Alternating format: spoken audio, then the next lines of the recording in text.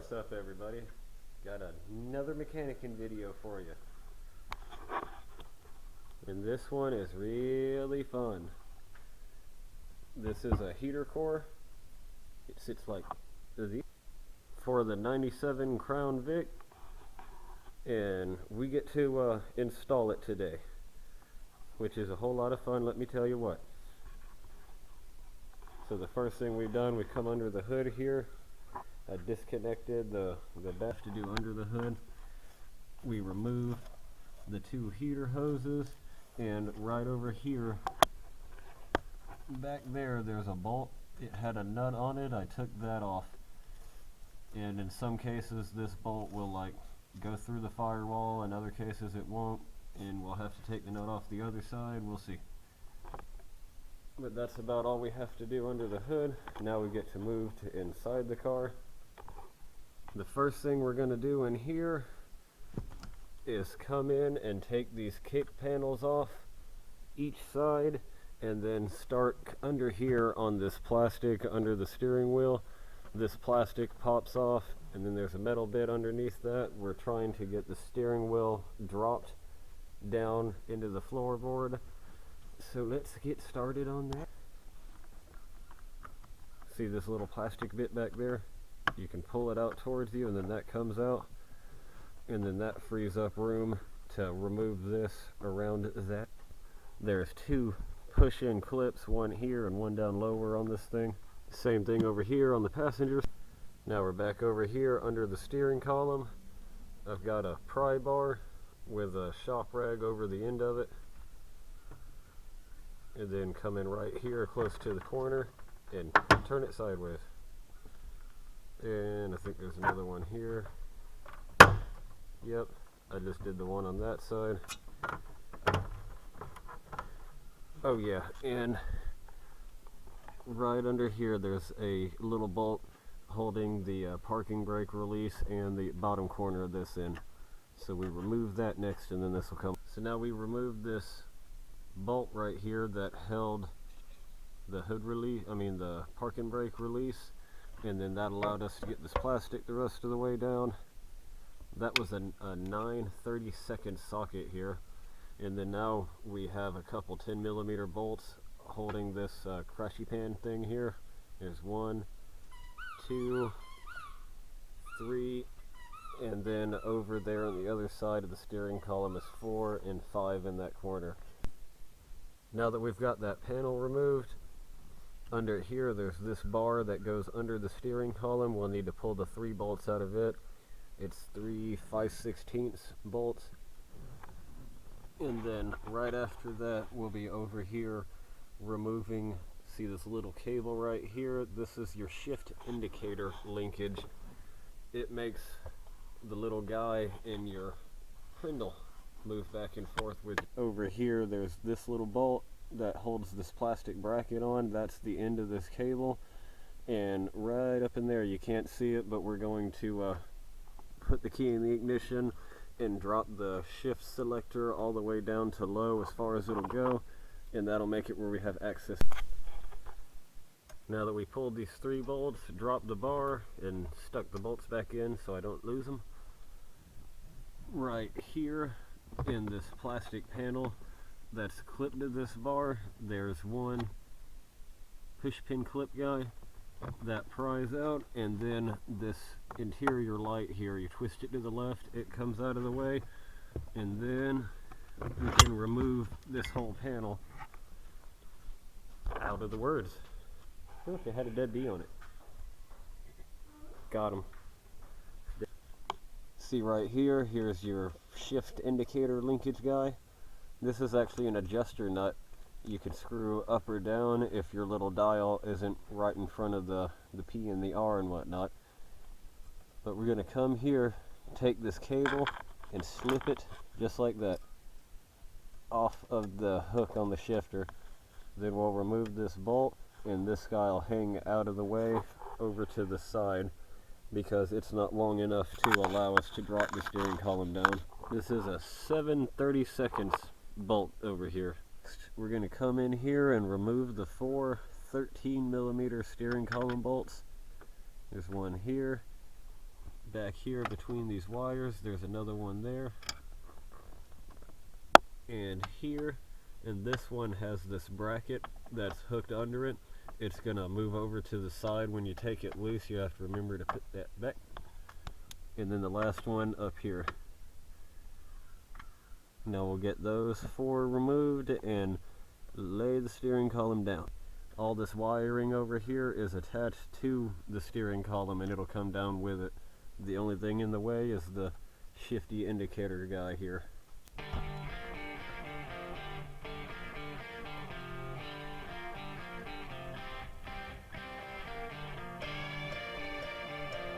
Next, I came over here to this bottom corner and removed this 15mm bolt. Here on the passenger side, we're going to pull this nut and these two bolts that hold these grounds on. And then there's four wiring harness connectors here. We'll unclip all of those, and you don't have to worry about mixing them up because they're all four different, so you can't plug into the wrong one. Okay, now that we've got those removed and everybody unplugged, we're going to move up here on top of the dash. See, this is one color, here's another color. This is a pop-out panel. Take us a little flathead screwdriver or a P-bar. Work that in underneath it, and see right there, there's a tab. And you work along the edge, there's a couple more pop-in tabs that hold it in place. And then this thing will pop right up out of here. And then you can take this thing out. And underneath it up here, there's several of these little bolts. We'll need to remove all of those because they all hold the dash structure to that firewall. We're going to come down here and remove this glove box. It's a couple of teeny little bolts that run across this bottom edge. Then you can open it and the sides pop in and it pulls right out. And right under here, behind the glove box, under it, there's this black plastic panel. It's got like this funny looking little clip thing here. You can push the sides on and then pull down on it and that'll pop out. And then there's some push clip, and then this thing is out of your way. Now after you get your glove box and that panel down there out, right inside here, see this big metal bracket?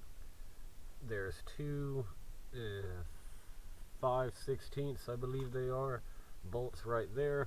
We're going to remove those because this bracket is hooked into the firewall and it's holding the center of the dash up.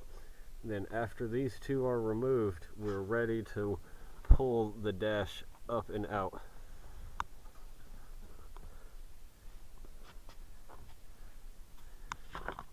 So after we pull those, we can get in the middle of the car and pull out on the dash right here, because you've got this stud, you've got to pull it out off the stud, and then this thing like hooks over a ledge in the firewall, so you kind of pick up a little and it'll come right off into your lap. One more bolt. There's one more bolt I forgot about right up in there, which I believe is the same as that bolt. So there's two of them over here. And then after that bolt's pulled out, everything's loose and the dash can come out.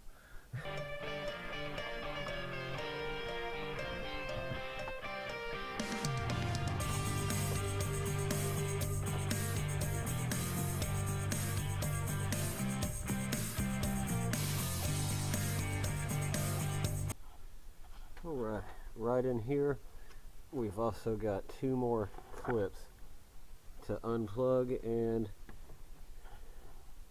right here, this is your radio antenna, and then that will give us the ability to move this dash way over so we have plenty of access to our HVAC box right there.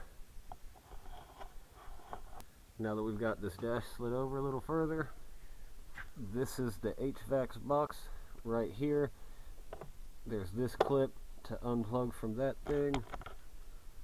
And right up here, this is the heater door control guy. Unplug that.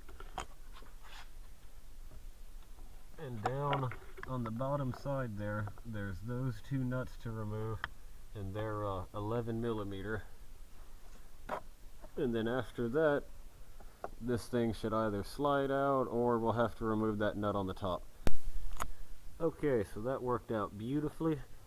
After the two bolts on the bottom, up here on the top, this is a super hard bolt to deal with. You'll either try to snake in behind this thing with a swivel socket and take that nut off, or, which I just found out was a much better method from some other dude on YouTube, this is the same stud.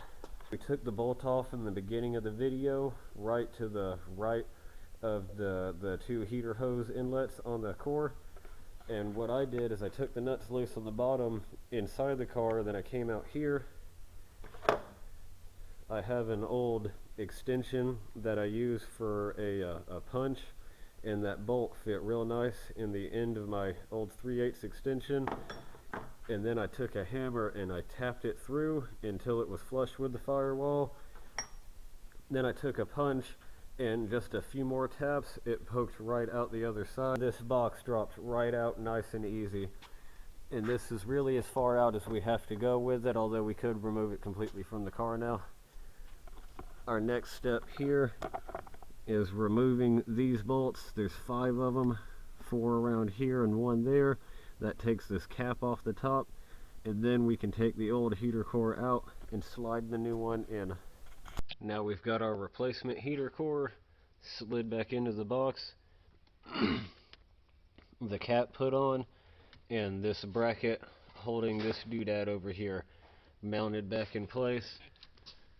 Now we're going to come down here, and you see next to these 2 pipes, this bolt here we have hanging out of the box. See, here's the holes for the pipes. We're going to guide that bolt through this hole here and push the box all up tight against the firewall. Then we can put the 2 lower bolts, whatever they are, they're nuts. Then we can put the 2 lower nuts that you can't see back on the bottom, and will be mounted to the firewall. When you're putting this box back in, before you go lining that bolt up through the hole, right down here, there, this is an air duct that hooks up to a thing right here. You need to get that lined up and hooked in place, and then slide that bolt through the hole. I forgot about that as I was putting this back together, and you know what? It won't line up with the bolts down here. So pro tip, hook your vent, then slide the bolt in. Alright, now that we've got our box pushed in and our 2 nuts here and the 1 nut on the firewall tightened down, we can reconnect the hoses and plug these things back in.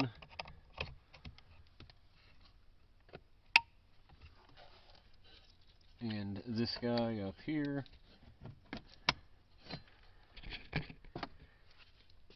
And then after those 2 connections, we can start moving the dash back over and plugging all these guys back in. And then we can hop in the car and set it back up in place. And being mindful of this thing right here. This bracket can be a pain in your butt if you don't pay attention to it while you're setting the dash back up, because it needs to, see down here, it needs to come to this side of right here, and it's easy to slip it in between this bracket and that box, or into that hole in the box, and then it's just a pain, because then you got to pick the dash back up again to get it where it goes.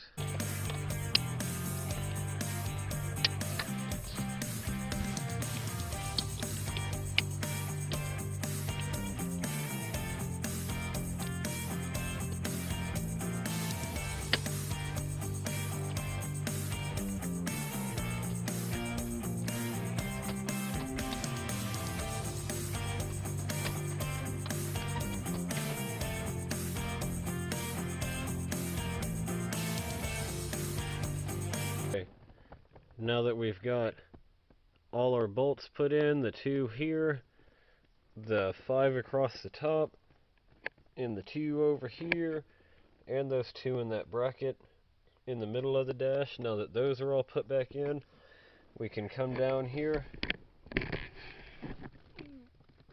reconnect our 2 grounds, and then put the glove box back in and that black panel that goes underneath it there. Now after you've gotten that far, you can come over, put your kick plate panel back in, and work this this gasket back in place over here. Then we're all finished up on the passenger side. We'll move to the driver's side and lift the steering column back up in place and start putting everything back together there.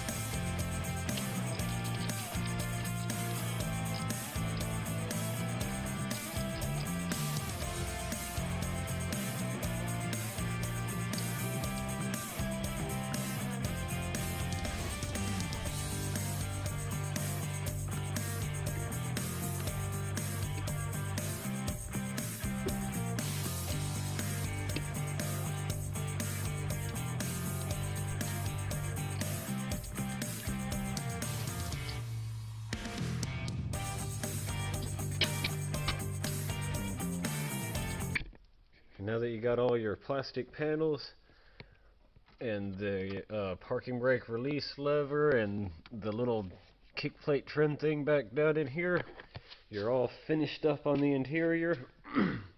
You can go top your coolant off and then start up the car and enjoy having heat again. Yay! Now, thanks for watching. Comment, like, subscribe, and have a good one.